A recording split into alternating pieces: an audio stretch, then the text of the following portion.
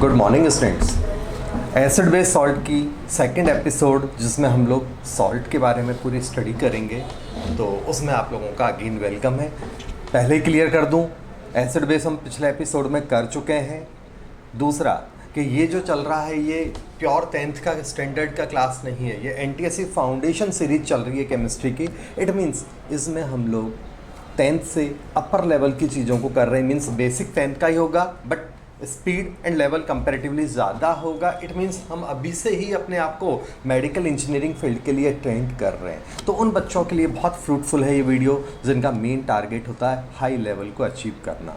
But ऐसा नहीं कि जो प्योर बोर्ड वाले बच्चे हैं उनके लिए फ्रूटफुल नहीं है, बिकॉज इस तरह की हमारी जो सीरीज़ है उस सीरीज़ में हम लोग छोटी छोटी थियोरेटिकल पॉइंट्स को इग्नोर कर रहे हैं। फालतू की जो स्कूल की लिखने वाली थ्योरी होती है, फालतू की का मतलब कंपटीशन में थ्योरी का इंपॉर्टेंस कम होता है, एप्लीकेशंस का ज़्यादा होता है। तो यहाँ पर हम थ्योरी पे वेटेज कम दे रहे हैं और लेवल अपडेट करने पे वेटेज ज़्यादा दे रहे हैं। तो वीडियो सबके लिए फ्रूटफुल है, मेंटलिटी क्लियर होनी चाहिए। तो चालू करते हैं सॉल्ट्स।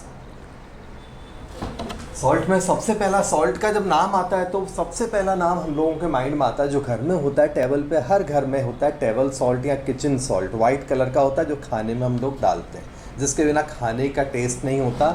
क्लियर? तो उसका कॉमन नेम होता है सोडियम क्लोराइड। NaCl उसका फॉर्मूला होता है। इसके बनाने के बहुत सारे तरीके हैं, उनमें से मैंने एक तरीका लिखा है। NaOH और HCl जब आपस में रिएक्शन करते हैं तो यहाँ पर बनता है NaCl। सिंपल। एसिड बेस आपस में रिएक्शन करके सॉल्ट एंड वाटर बनाते हैं। इस रिएक्शन को न्यूट्रलाइजेशन रिएक्शन भी बोलते हैं। क्लियर है क्या नहीं? इसके यूज़ क्या है? तो पहला यूज़ तो आपको पता है, लिख के टाइम वेस्ट करने की ज़रूरत नहीं है। पहला यूज है ये टेबल सॉल्ट है, किचन में काम आता है। दूसरा, इससे बहुत सारे कंपाउंड बनाए जाते हैं। जैसे बोर्ड के लेवल के हिसाब से मैं बात करूं तो एक इम्पॉर्टेंट कंपाउंड बनता है NaOH, क्लोरीन, हाइड्रोजन, ऐसे बहुत से कंपाउंड बनेंगे। तो बोर्ड लेवल की ही एक रिएक्शन है, उसको मैंने अपनी लैंग्वेज में मॉडिफाई करके लिखा है। आप लोगों के स्कूल की NCERT में लिखा होता है NaCl का एक्वस सॉल्यूशन का इलेक्ट्रोलिसिस कराएंगे तो क्या होगा। तो NaOH बनेगा, हाइड्रोजन बनेगी और क्लोरीन बनेगी। पूरा एक एक्सपेरिमेंट टाइप का बना रखा है, डायग्राम भी बना रखा है, बोटल्स में उसको एक्सपेरिमेंट करके बना रखा है। हमारा लो बजट क्लास है एक्चुअली, तो हम लोग यहाँ एक्सपेरिमेंट नहीं कर रहे हैं बट आपको समझाएंगे सब कुछ। मीन्स यहाँ पर हम एक्सपेरिमेंटल ना चल के थियोरेटिकल कंसेप्ट पे चल रहे हैं। तो देखिए, एक जो बात आप लोगों को प्रॉब्लम आती है इलेक्ट्रोलिसिस में, आपने Na और Cl बना दिया और जो गंदी आदत है, पॉजिटिव है तो नेगेटिव इलेक्ट्रोड की तरफ जाएगा, नेगेटिव आयन है तो अपोजिट इलेक्ट्रोड मतलब कैथोड की एनोड की तरफ जाएगा। ये बेसिक फंडा होता है। आयंस बनते हैं और अपोजिट इलेक्ट्रोड की तरफ मूव करते हैं, हाँ या ना? तो ये अपोजिट इलेक्ट्रोड की तरफ मूव कर रहे हैं Na और Cl। तो Na बन गया एक तरफ Cl बन गया। लेकिन जब आंसर देखते हैं तब पता चलता है कि सोडियम तो बनता ही नहीं है। फिर कोई ज्ञानी, बड़ा सीनियर या आपका ही कोई होनहार बच्चा कहता है, बोले पागल है क्या, सोडियम ज़्यादा रिएक्टिव है तो सोडियम बनेगा कैसे? सोडियम तो पानी से रिएक्शन कर डालता है। तो फिर आपके माइंड में मिनटोस खा के दिमाग में बत्ती जलती है, बोले हाँ यार ये तो मैंने सोचा नहीं, लेकिन तब तक आपका क्वेश्चन गलत हो चुका है। तो इलेक्ट्रोलिसिस को सॉल्व करने के लिए ट्रिक बता रहा हूँ आपको मैं, ढंग से सुनिएगा, हर लेवल पे काम आएगी। इस क्लास में जो आप पढ़ रहे हो वो 9th और 10th लेवल का ही नहीं है, 12th लेवल तक की भी चीज़ें आपको पढ़ने को मिलेगी। मीन्स इस कंसेप्ट को संभाल के रखना, 11th 12th में आपको बहुत काम आएगी। तो सीधी सी बात है, एक ट्रिक आपको लिख रहा हूँ। क्या फंडा है देखिएगा। मोर रिएक्टिव जो होता है विल मूव इन सॉल्यूशन, जो ज्यादा रिएक्टिव होगा वो सॉल्यूशन में मूव करेगा इन, और लेस रिएक्टिव क्या होगा, डिस्चार्ज हो जाएगा। ज्यादा रिएक्टिव सॉल्यूशन में भेज दो, जो ज़्यादा रिएक्टिव वो कहेगा भैया मैं पहले रिएक्शन करूँगा, तो वो क्या होगा, सॉल्यूशन में रिएक्शन करके और बैठा रह जाएगा। जो कंपैरेटिवली कम रिएक्टिव है उसके लिए फिर रिएक्शन करने को स्पेस नहीं बचा, तो वो वहाँ से क्या होगा, डिस्चार्ज हो जाएगा। क्लियर हो गया? ये आप ध्यान रखिएगा। इस बात को हम बहुत सिंपल वे में म्यूजिकल चेयर के हिसाब से समझ सकते हैं। म्यूजिकल चेयर में सीधी सी बात है, जिसकी स्पीड ज़्यादा होती है, मतलब बैठने की डिसीजन मेकिंग, मतलब ज़्यादा रिएक्टिव जो होगा, जैसे गाना बंद होता है वो फटाफट चेयर पे बैठ जाता है। और मेरे जैसे जो लेजी हैं वो क्या होते हैं, जब देखते हैं कि यार सारी चेयर बुक हो गई तो गो एंड गॉन, गेम से बाहर हो जाते हैं। वही सेम फंडा यहाँ लगा दो। जो ज़्यादा रिएक्टिव है वो सॉल्यूशन में बना रहेगा, कम रिएक्टिव वहाँ से आउट हो जाएगा। तो अब बात करते हैं यहाँ पर दोबारा NaCl का इलेक्ट्रोलिसिस ढंग से देखो बच्चों, और मेरे तरीके से देखो आप। NaCl का जब इलेक्ट्रोलिसिस करवाते हैं, क्योंकि एक्वस सॉल्यूशन है, इसका मतलब उसमें पानी भी है, तो यहाँ पानी Na और Cl के आयन तो बने ही बने, साथ में पानी के आयन भी बनाओ, तो कभी मिस्टेक नहीं होगी। एक्वस सॉल्यूशन मतलब पानी के आयन भी होंगे। अब इन दोनों में से ज़्यादा रिएक्टिव कौन है, तो सबको पता है, रिएक्टिविटी सीरीज 8th लेवल से पढ़ना चालू कर देते हैं हम लोग, ठीक है ना। तो सबको पता है सोडियम वगैरह बहुत ज़्यादा रिएक्टिव होते हैं, तो सोडियम ज़्यादा रिएक्टिव है तो वो रहेगा सॉल्यूशन में, और हाइड्रोजन यहाँ से क्या होगा, डिस्चार्ज हो जाएगा। तो हाइड्रोजन यहाँ से डिस्चार्ज हो गया। ये पॉजिटिव है तो नेगेटिव इलेक्ट्रोड कैथोड पर जाएंगे, पॉजिटिव है तो कौन से इलेक्ट्रोड पर जाएंगे, तो आंसर है नेगेटिव इलेक्ट्रोड, जिसको हम लोग बोलते हैं कैथोड, उस पर। इन दोनों में से क्लोराइड और OH में से ज्यादा रिएक्टिव कौन है, तो एक सीधा सा फंडा लिख रहा हूं, ज्यादा एटम ज्यादा रिएक्टिव, मोर एटम मोर रिएक्टिव। जिसमें एटम्स ज्यादा होंगे वो रिएक्टिव भी ज्यादा होगा। ये एक ट्रिक आपका क्लियर हो गया। तो ज़्यादा एटम है OH में, तो ये कंपैरेटिवली ज़्यादा रिएक्टिव है। क्लोरीन में एटम नंबर 1 ही है, तो ये कंपैरेटिवली कम रिएक्टिव है। तो ये ज़्यादा रिएक्टिव होने के कारण गया सॉल्यूशन में, और ये कम रिएक्टिव है तो ये वहाँ से डिस्चार्ज हो गया। तो आपको पता है कैथोड पर हाइड्रोजन गैस और एनोड पर क्लोरीन गैस बनी। हाँ या ना, कोई दिक्कत है तो बोल दो। चले हम आगे, नेक्स्ट। अब हम बात करते हैं इसके बाद Na और OH जो आयन्स हैं, Na और जो OH आयन्स है, ये यहाँ पर क्या करेंगे, आपस में गले मिलके NaOH का फॉर्मेशन कर लेंगे। तो ये बना आपका NaOH। तो इस तरह से जो आपका जो एक्सपेरिमेंट है वहाँ पर वो अब क्लियर हुआ है। एक्सपेरिमेंट क्या है, NaCl के एक्वस सॉल्यूशन का जो इलेक्ट्रोलिसिस कराते हैं तो क्या क्या बनता है, तो आप अपने डायग्राम देखिएगा। हाइड्रोजन बनती है, क्लोरीन बनती है, और साथ में क्या बनता है, तो आंसर है NaOH बनता है। होप आपको अब ये कंसेप्ट क्लियर हुआ होगा। एक बार दोबारा बोल देता हूँ, बहुत इंपॉर्टेंट है, बाद में बहुत परेशान करता है 11th 12th में, वहाँ भी टीचर आपको इस तरह नहीं समझाने वाले हैं। तो इलेक्ट्रोलिसिस का जो कंसेप्ट होता है वो क्या है, तो इलेक्ट्रोलिसिस का जो कंसेप्ट है वो ये कहता है ज़्यादा एटम जो है जिसमें होंगे वो ज़्यादा रिएक्टिव होगा, ज़्यादा रिएक्टिव बने रहेगा सॉल्यूशन में, कम रिएक्टिव वहाँ से डिस्चार्ज हो जाएगा। कोई डाउट है तो बोल दो। होप आपको ये NaCl सॉल्ट समझ में आया होगा। दूसरा जो सॉल्ट है वो हम लोग ले रहे हैं यहाँ पर सोडियम कार्बोनेट, और साथ में मैंने मिक्स कर दिया उसी में सोडियम हाइड्रोजन कार्बोनेट। दो अलग अलग बार क्यों पढ़े, जब एक ही रास्ता है हमारे पास तो हम उसी रास्ते पे जाएं, डबल डबल मेहनत क्यों करें, क्यों अपना फ्यूल जलाएं। अगर आप किसी रूट पे जा रहे हो, 100 किलोमीटर पे एक डेस्टिनेशन आ रहा है, एक जगह आ रही है, और 10-15 किलोमीटर आगे जाते ही दूसरी जगह भी आ रही है, और आपको जाना दोनों ही जगह, तो एक पे आज और एक पे 2 दिन बाद जाने का फ़ायदा क्या है, एक ही रूट से एक ही बार में दोनों को निपटा दो। क्लियर। तो इनका प्रिपरेशन कैसे होगा, तो अमोनिया, NaOH, CO2 और H2O की जो रिएक्शन होती है इस रिएक्शन में बनता है पहले स्टेप में सोडियम हाइड्रोजन कार्बोनेट। बच्चों में हमने पहले ही आपको बताया हुआ है, हम यहाँ पर बैलेंसिंग को साइड में करते हुए चल रहे हैं, मतलब बैलेंसिंग को फोकस नहीं करते हैं। क्लियर हो गया? तो ये आप ध्यान रखिएगा। तो बनता क्या है? सोडियम हाइड्रोजन कार्बोनेट, ये मेन प्रोडक्ट है यहाँ पर। जब इसको गर्म किया जाता है तो गर्म करने पर इसके 2 मोल सोडियम कार्बोनेट बनाते हैं, बैलेंस कर लेना आप लोग, साथ में CO2 और H2O बनती है। तो इस तरह से बन गया सोडियम हाइड्रोजन कार्बोनेट भी और सोडियम कार्बोनेट भी, दोनों एक ही तरीके से बन गए हैं। क्लियर हो गया?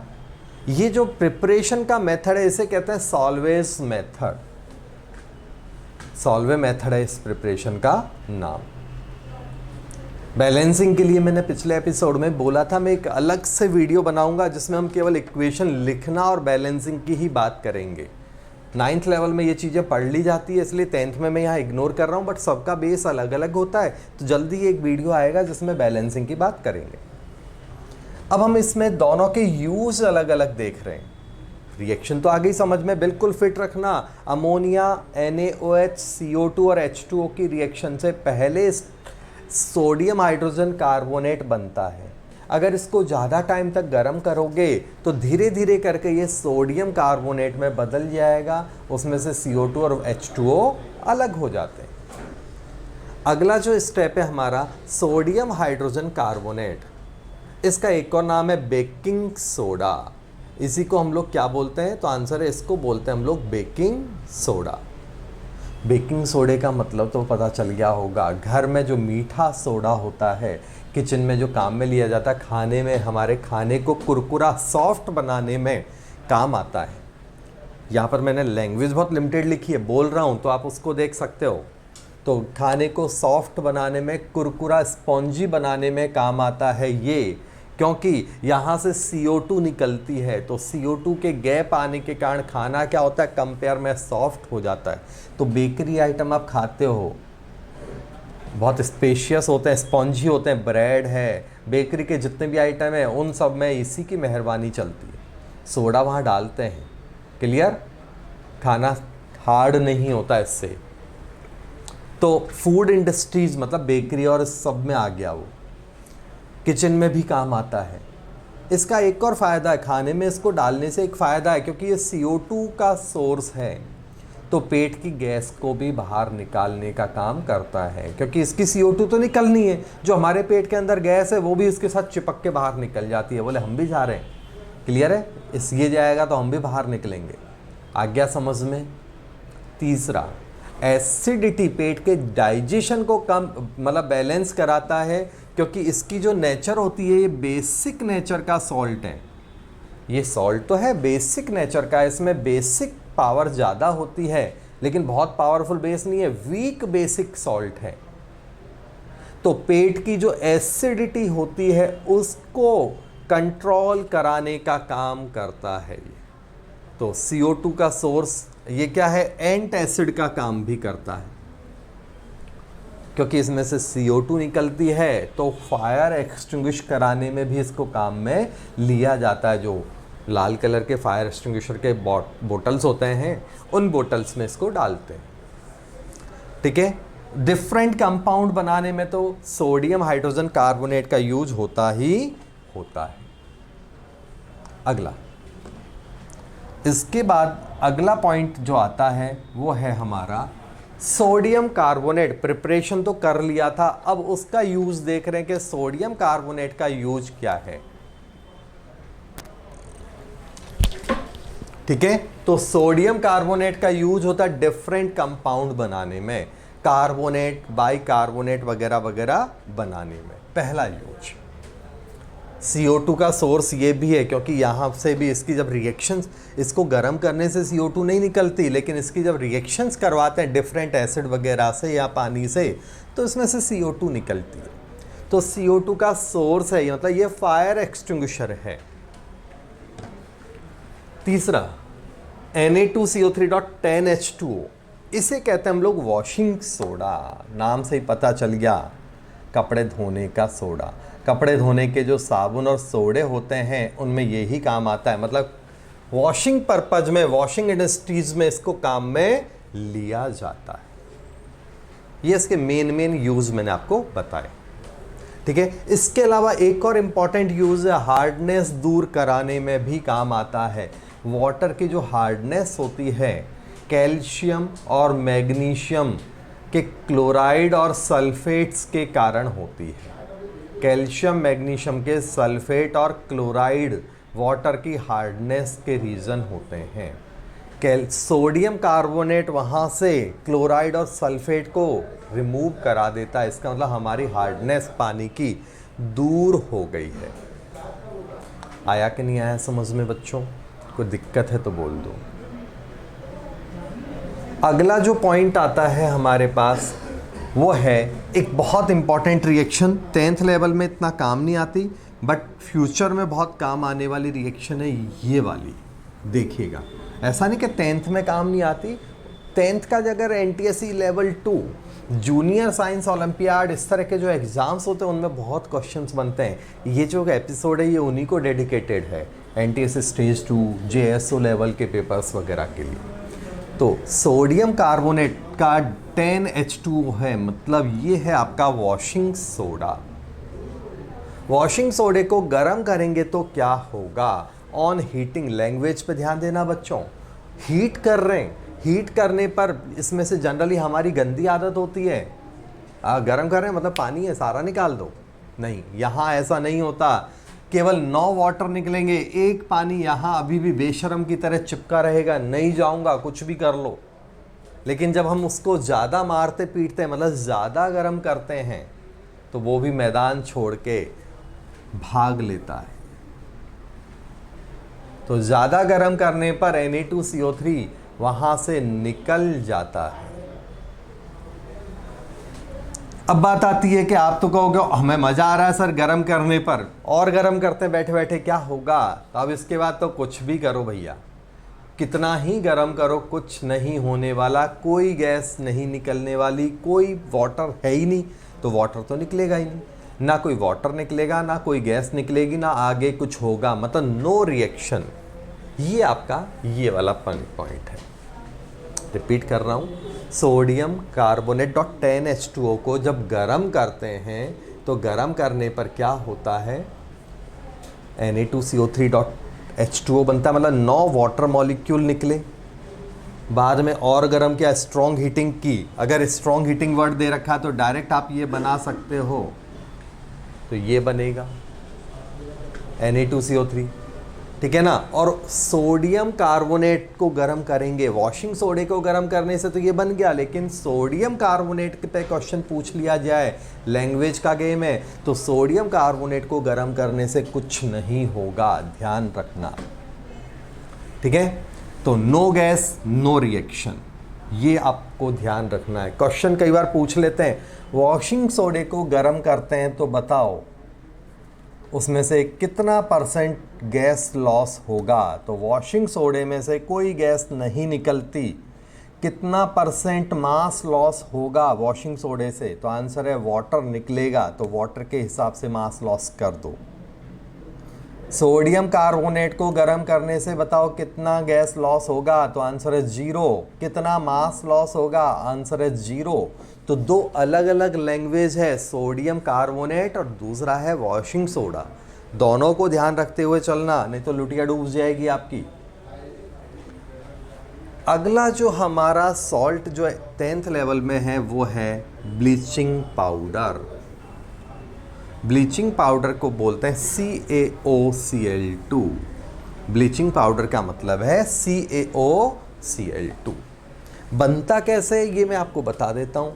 लाइम वाटर में क्लोरीन डालते हैं, चूने के पानी में क्लोरीन डालते हैं तो ये बन जाता है। अगर हम सारे के सारे प्रोडक्ट देखें तो ये तो बनता ही है, ये प्लस ये भी बनता है, CaCl2 प्लस CaOCl2 भी यहाँ पर बनता है। तो लाइम वाटर से क्या क्या बनता है क्लियर हो गया। अब अगर हकीकत देखें तो ब्लीचिंग पाउडर का फॉर्मूला क्या है? आप कहोगे सर ये रहा, नहीं जी, हाई लेवल पे गलत हो जाता है। ब्लीचिंग पाउडर इन तीनों का मिक्सचर कहलाता है। ब्लीचिंग पाउडर, अगर हम बात करें तीनों दे दिए तो ये ज़्यादा अच्छा आपका आंसर होगा। Bleaching powder is the mixture of all three. But अगर आपको एक ही टिक करना हो कि भैया, तो फिर मोस्ट पॉपुलर CaOCl2 है। नाम से ही पता चल रहा है, ब्लीचिंग पाउडर, ब्लीच कराने का मतलब रंग उड़ाना।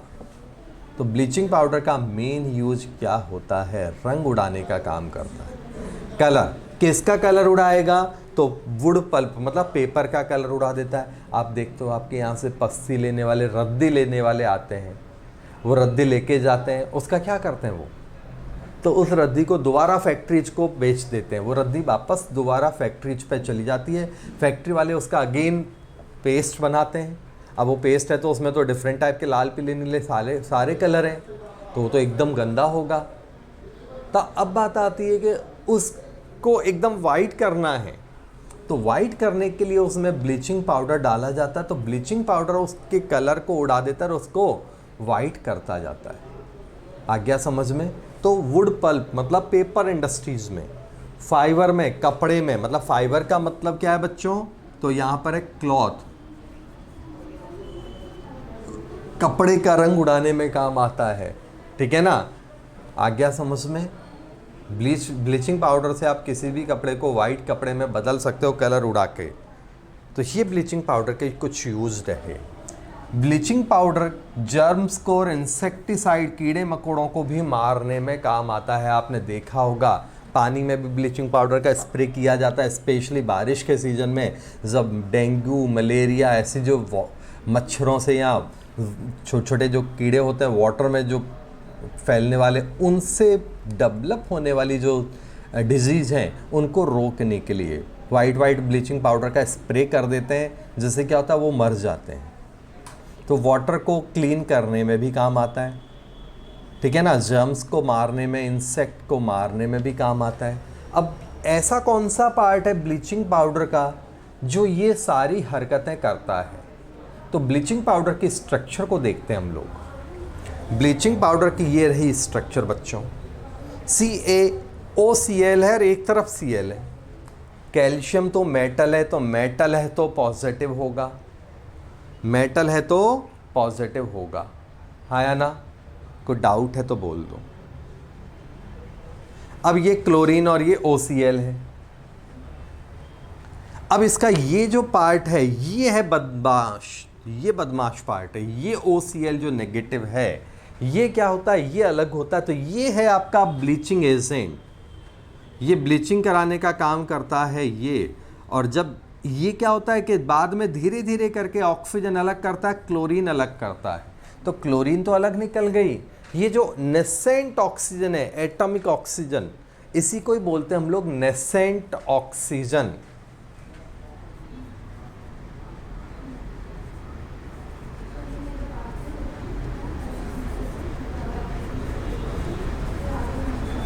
नेसेंट ऑक्सीजन, एकदम न्यूली बॉर्न ऑक्सीजन, जो नवजात ऑक्सीजन बोलते हैं। मतलब जैसे एक बच्चा बेबी का बॉर्न होता है ना नया नया, वैसे ही ये स्टेबल नहीं होती। ये ऑक्सीजन बाद में एटॉमिक ऑक्सीजन में बदलती है, नेसेंट फिर एटॉमिक, फिर बाद में O2 बनता है मॉलिक्यूलर। तो ये 3 स्टेप होती है। एटॉमिक ऑक्सीजन बोलना इसको गलत है, ध्यान रखना। आप लोग कई बार ऐसा बोल देते हो कि एटॉमिक ऑक्सीजन है ना, नेसेंट ऑक्सीजन है। रिएक्शन के अंदर जो बनती है वो नेसेंट होती है, रिएक्शन से बाहर निकाल लो उसे कहेंगे एटॉमिक, और वो एटॉमिक ऑक्सीजन बाद में बदल जाता है O2 में। तो ये सारे दंद फंद जितने भी ये प्रॉब्लम्स हैं ये इस ऑक्सीजन के कारण होती है। जो ब्लीचिंग पाउडर की जितनी भी यूज़ मैंने आपको बताए हैं वो सब इसी के कारण है। क्लियर हो गया? कोई दिक्कत है तो बोल दो बच्चों। अगला पॉइंट है हम लोगों का, जितने भी 10th की बुक में सॉल्ट हैं वो मैंने सारे कवर कर लिए हैं। तो लास्ट पॉइंट है आपका बुक में हाइड्रेटेड सॉल्ट। हाइड्रेटेड जो सॉल्ट हैं, तो हाइड्रेटेड सॉल्ट का मतलब क्या है? तो सॉल्ट जब पानी में एब्जॉर्ब करा लेता है, सॉल्ट में जब पानी आ जाता है तो ऐसे सॉल्ट को बोलते हैं हाइड्रेटेड सॉल्ट। तो ये कम स्टेबल होता है, और ये ज़्यादा स्टेबल हो जाते हैं। सॉल्ट कंपेयर में कम स्टेबल होता है, हाइड्रेटेड सॉल्ट कंपैरेटिवली ज़्यादा स्टेबल हो जाते हैं। उसका कारण है सॉल्ट के बीच की जो जगह होती है, जैसे मेरे उंगलियों के बीच की जगह है, इस बीच वाली जगह में पानी के मॉलिक्यूल आके ऐसे ब्रिज बना लेते हैं। ऐसे अभी गैप है, दरार आ गई तो टूट जाएगा। अब यहाँ पानी ने ऐसे ही ब्रिज बना लिए जगह जगह पे ऐसे, तो अब क्या होगा, ये अब बीच का गैप फुलफिल कर लिया पानी ने, तो अब मॉलिक्यूल टूटेगा नहीं, मतलब पहले से भी ज़्यादा मजबूत हो गया। इस बात को हम बहुत सिंपल वे में हमारे घर में देख सकते हैं। घर में जब मकान बनता है तो सीमेंट कराया जाता है, तो सीमेंट के लिए क्या बात होती है कि जितना ज़्यादा पानी डालोगे उतना हार्ड एंड सॉलिड होगा, उतना लंबा लाइफ होगा। क्लियर? कारण है कि सीमेंट के जो पार्टिकल्स के बीच की जगह है उसमें पानी डालने से पानी बीच की जगह को भर लेता है, जिसके कारण क्या होता है कि दरारें, बीच की गैप जो है उसमें पानी है तो वो गैप छूटेगा नहीं तो क्या होगा, दरार नहीं आएगी। पहले के लोग या विलेज में आज भी क्या होता है, मकान में पानी खुद डालते हैं लोग जो मकान बनाते हैं, जिनका मकान होता है, इसलिए वहाँ के मकान की लाइफ लॉन्ग होती है, लॉन्ग लाइफ वाले हाउसेज होते हैं, ठीक है ना। पुराने टाइम के मकान 100-100 200 साल भी आराम से चलते थे, कुछ नहीं होता था। और आजकल बिल्डर जो मकान देते हैं, कंस्ट्रक्शन वाले, वो 10, जब हम मकान में जाते हैं मुहूर्त करके तो आप देखते हो मकान में, आप तो बाद में जाओगे, दरारें आपसे पहले पहुंच चुकी होती है, एकदम नए मकान में भी।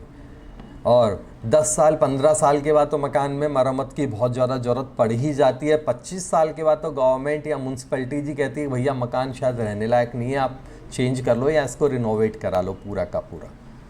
कारण यही शायद एक और कारण उसका है, मटेरियल क्वालिटी तो अपनी जगह ही है, ये एक और कारण है कि सीमेंट की मजबूती इतनी नहीं है, तो सीमेंट तो पाउडर फॉर्म में अलग अलग होने लग रहा है।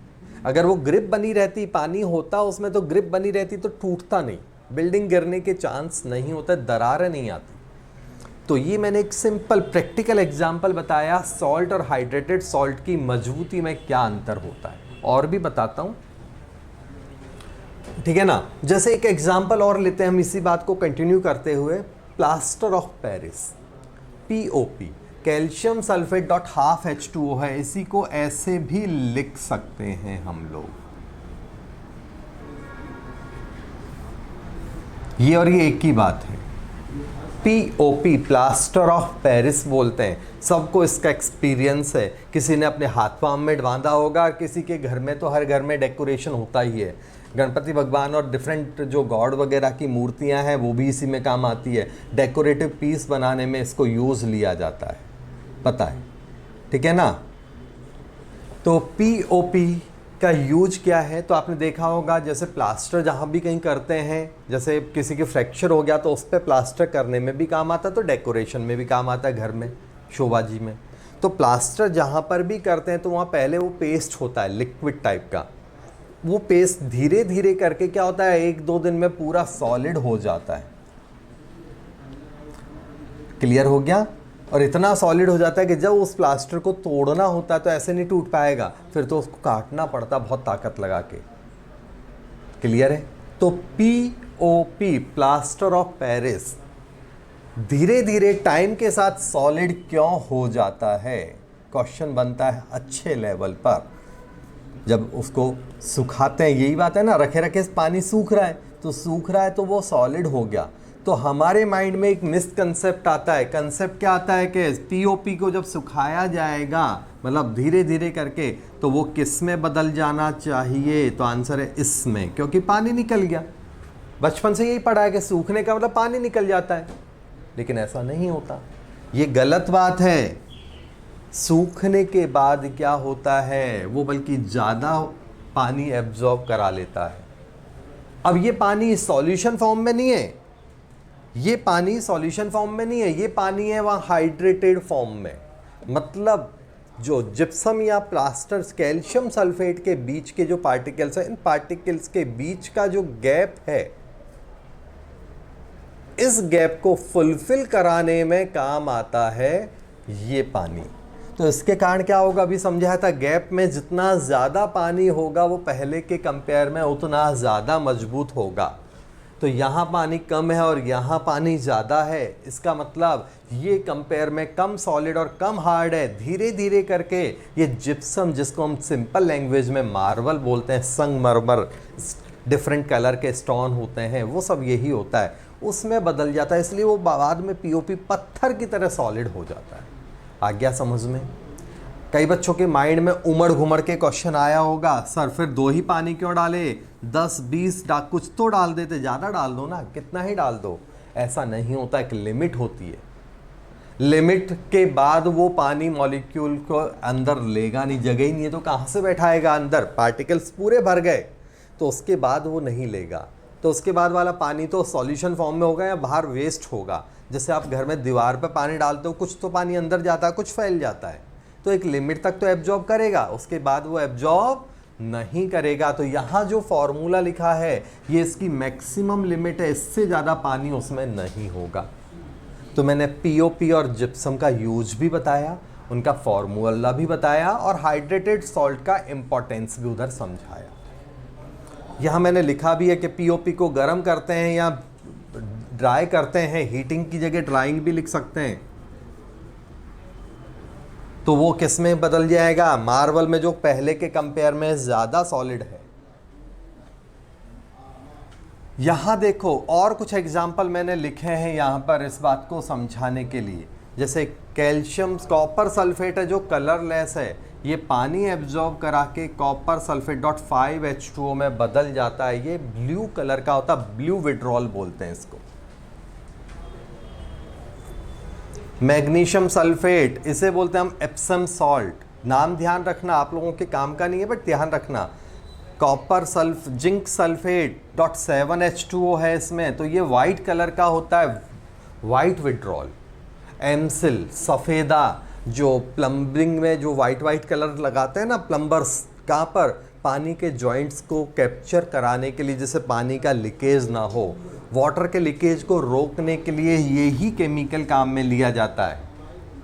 फेरस सल्फेट .6H2O से ग्रीन विड्रॉल बोलते हैं, जबकि वॉशिंग सोडा तो हमने पढ़ ही चुके हैं। आया स्टूडेंट समझ में? तो मैंने यहाँ पर point two point level maintain करते हुए, विद पॉइंट टू पॉइंट, मेरा ये वर्ड जरूर होता है क्योंकि कोई जो ऑर्डिनरी बच्चा इस वीडियो को देख रहा है उसको लग रहा है कि सर का तो लेवल ज़्यादा है, थ्योरी तो कुछ करा ही नहीं रहे। थ्योरी में बोल देता हूँ, NCERT आप रीड कर सकते हो। अगर आपको लेवल मेंटेन कराना है तो उस तरह ही अपनी प्रिपरेशन को तैयार करना पड़ेगा। आपको स्पून फीडिंग रखते हुए आप 9th तो कर सकते हो, हाई लेवल मेंटेन नहीं करा सकते हो। तो पॉइंट टू पॉइंट मैंने आपको सॉल्ट्स क्लियर किए। मिलते हैं जल्दी ही अगले एपिसोड में, इसी लेसन के थोड़े से कुछ और पॉइंट्स को लेवल मेंटेन करते हुए बाइंड अप करेंगे। तब तक के लिए धन्यवाद।